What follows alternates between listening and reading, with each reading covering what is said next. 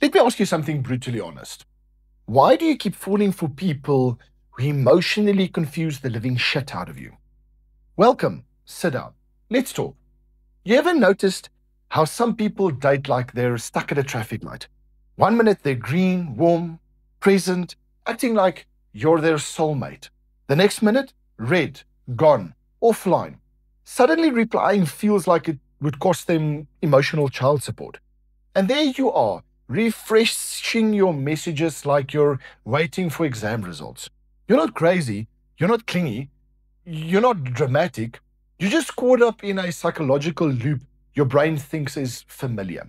Let me introduce you to the drama queen running things in your head, your amygdala.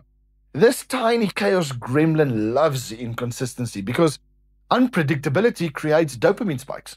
And not gentle dopamine, not chocolate dopamine, slot machine emotion. Every time they confuse you, your brain goes, oh, maybe this time they'll choose me. And your nervous system starts handing out emotional tokens like it's fucking payday. You're not addicted to them, you're addicted to the possibility of them finally acting right. And here's the part nobody tells you. Emotional confusion feels like chemistry, but it's actually anxiety wearing cologne. A healthy connection feels peaceful, predictable, safe. But if your nervous system grew up around emotional highs and lows, it learned to mistake chaos for passion. So now, when somebody treats you consistently, your brain thinks, where's the drama?